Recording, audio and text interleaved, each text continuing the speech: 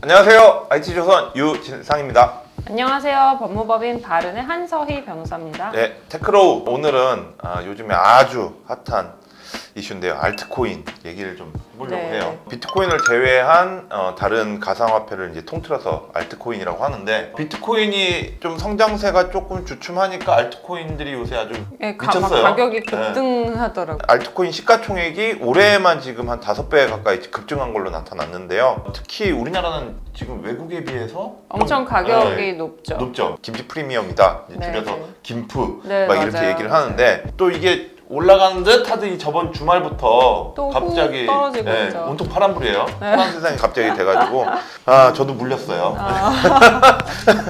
갑자기 이 알트코인, 비트코인 다 하락세로 접어든 게 뭐 여러 가지 이유가 있습니다만은 그중 이제 하나가 이제 정부의 단속이라고 얘기를 하거든요. 네네. 이 단속을 하게 되는 근거가 뭘까? 지금 현재는 사실 이 가상자산에 대해서 특별하게 규제할 수 있는 법률이 있진 않아요. 이제 만약에 판매할 때 행위가 사기적인 수단이 사용됐다거나 유사수신 행위에 관한 법률을 위반하는 뭐 투자금의 약정? 그거는 이제 유사수신 행위 규제에 관한 법률에 위반된 행위로서 처벌받을 가능성은 있죠. 그러면 만약에 블로그 같은 데 보면은 이제 알트코인 뭐 전망 해가지고 네네. 뭐 이렇게 글을 쓰시는 분들이 네. 굉장히 많거든요. 네. 전망도 하고 막 여러 얘기들도 하고 그러잖아요.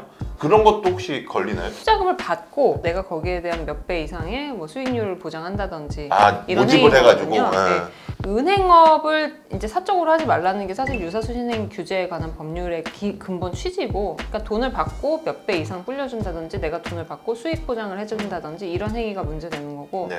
단순하게 이거 시세가 몇 배 이상 될 거다라고 하는 거는 이제 전망이죠, 전망. 우리가 이제 증권사 리포트에도 뭐 이게 목표가 얼마 나오잖아요. 근데 문제는 이제 이런 건 조심을 하셔야 되겠죠. 이제 증권사 리포트나 이런 것과 자본시장과 근본적으로 다른 거는 자본시장은 내부 통제가 잘 돼 있잖아요. 그쵸. 내부 통제에 관한 규칙들이 있고, 판매사도 법적 책임을 묻고, 뭐 임직원이 뭔가 위반 행위를 하면 안 되는 그런 부분들이 있는데 요 시장은 그런 게 없다는 전혀 거죠. 없죠. 네.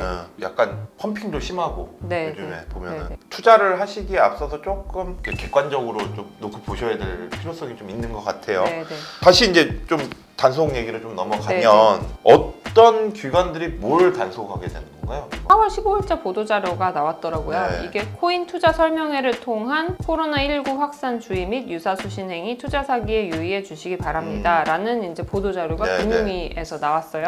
네. 요거에 따르면 우선은 유사수신과 투자 사기가 문제되는 거고, 보도자료 본문에는 경찰청에서 이거를 집중 단속할 거다. 4월 16일부터 전국적인 단속을 실시할 계획이다 라고 되어 있어요. 네. 금융범죄수사대에서 전담 수사팀을 설치할 거다 이렇게 되어 있으니까 1차적으로는 경찰이 수사를 할 거고 2차적으로는 그 수사 결과에 따라서 경찰이 처분을 이제 의견을 올리죠. 네. 검찰에서 이제 뭐 그걸 또 검토할 거고, 그리고 또 한 가지 문제될 수 있는 거는 이런 걸 할 때 같이 함께 동반되는 여러 가지 수단 중에 하나가 세금 이슈가 있고, 부동산도 그렇잖아요. 부동산 네네. 투기도 부동산 사고 파는 걸 막는 법률은 없다 보니 자금 출처를 조사한다든지 이런 게 많이 문제되듯이, 이것도 국세청에서 이제 세무조사 가능성이나 또는 이제 특히 이 가상화폐 부분은 해외로 송금을 하고 이제 송금해서 해외 거래소에서 이걸 사서 비트코인 사서 다시 들여와서 파는 경우도 많잖아요. 네.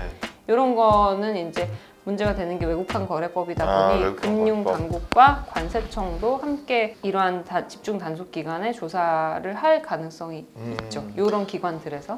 근데 보니까는 은행들도 지금 해외 송금 뭐 제한하는 조치까지 내놨는데 네네. 이건 또 왜 이렇게 된 거예요? 원래는 외국환 거래법에서 이제 해외 송금을 일정 금액 이상 하면 이제 외국환 거래 은행에 신고를 하도록 되어 있어요. 네. 지금 법이 개정돼서 미화 5,000불 이상의 경우에 원래 외국환 거래 은행 장에게 신고를 하도록 되어 있는데, 네네. 요거 보통은 신고를 하지 않죠. 5만 달러 미만이어서 그런 거죠? 5,000불이 이제 과태료 부과 기준인데 네. 5,000불 이상은 신고를 해야 돼요. 네. 신고를 하지 않으면 과태료를 받게 되고, 그래서 이런 부분들 때문에 이제 그 은행에서 문제를 삼을 수 있으니 이제 너네 이거 하지 말아라. 이제 아예 가이드라인을 제시를 한 거고, 이 부분이 잘 지켜지지 않게 되면 나중에 이제 과태료 부과 처분이나 이런 걸 금융당국에서 받을 수도 있는 부분인 거죠. 거의 뭐 모든 정부 부처가 이제 좀 단속에 나서는 것 같은데, 네. 이런 규제가 이제 국내 가상자산 시장에 좀 어떤 영향을 끼칠 거라고 보고 계세요?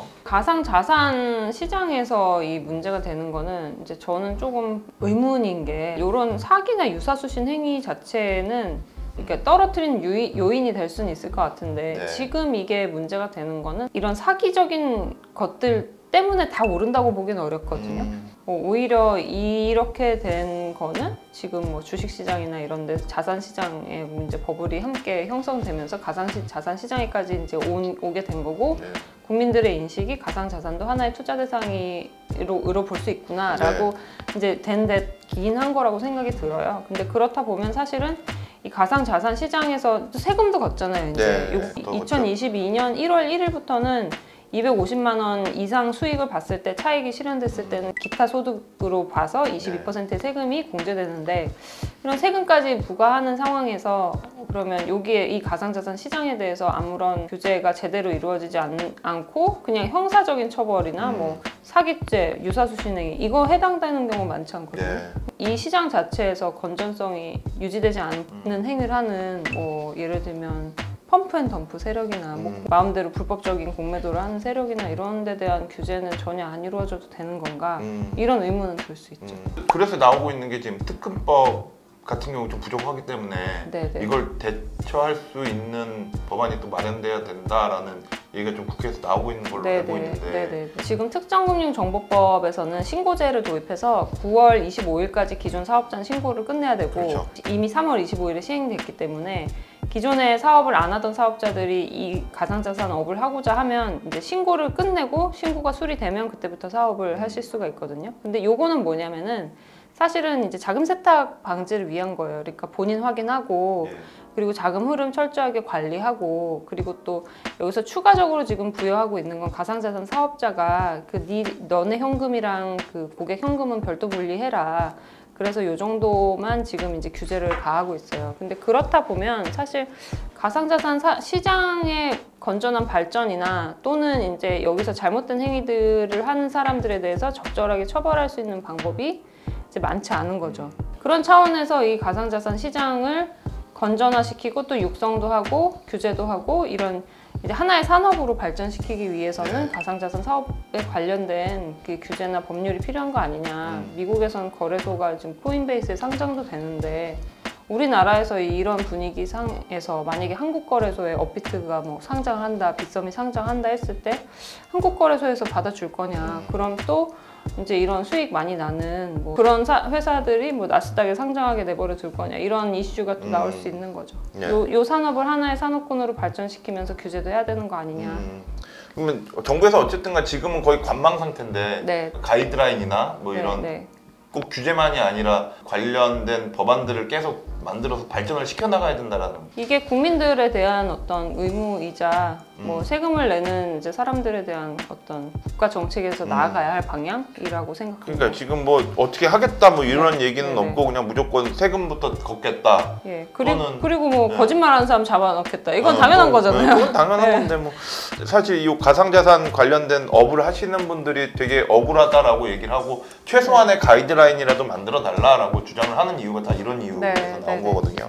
그 이상한 알트코인이 올라오는 건 못하게 막아야 되잖아요. 그렇죠. 그런 것도 좀 잘 정비가 되면 제도가 들어오면 그런 건 이제 수행이 될 수 있지 않을까요? 그거를 근데 저는 혼자 생각을 해봤는데 만약에 그렇게 되면 거래소 자체를 정부가 운영을 하는 게 낫지 않을까라는 생각을 좀 했었어요. 좀 걸릴 수 있는 코인들은 좀 걸러지지 않을까라는 생각을 좀 했거든요. 근데 뭐 저는 모든 걸 정부가 다 해야 되는지는 의문이에요. 그건 좀 그렇긴 한데. 뭐 우리나라만 사실 증권 거래소도 하나지 미국도 여러 개고 ATS라고 해서 대체 거래소도 허용하고 일본도 가상자산 거래소 여러 개잖아요. 근데 국가에서 하면 국가에서는 마치 전매 사업 하듯이 돈을 벌 수는 있겠죠. 근데 그게 이제 과연 산업의 발전에서 도움이 되나? 일단 오늘 이제 알트코인이 하도 핫한 주제여가지고 이제 알트코인 얘기를 좀 잠깐 했는데 지금 정부도 사실 요 코인 때문에 좀 골머리를 좀 많이 앓고 있는 것 같아요. 고민이 많으실 것 같아요. 그래서 앞으로 어떻게 될지 모르는 뭐 우리나라뿐만이 아니라 지금 전 세계적으로 지금 이러고 있는 것 같거든요. 금융 당국에서는 이 비트코인을 비롯한 이 알트코인 때문에 화폐에 대한 문제가 좀 생길 것 같으니 이걸 좀 어떻게든 좀 좀 그쵸. 압박하려고 하고 네, 있는 네. 규제를 하려고 하고 있는 거고 반대로 또 이쪽 업은 이제 새로운 세상이 열렸는데 왜 자꾸 이걸 억압만 하려고 하냐 맞아요. 네. 좀 이런 입장이어서 이게 좀 계속 지켜봐야 될 것 같습니다. 네, 네. 예, 오늘 테크로 여기까지 하고요. 다음 시간에 또 좋은 주제로 찾아뵙도록 하겠습니다. 감사합니다. 감사합니다.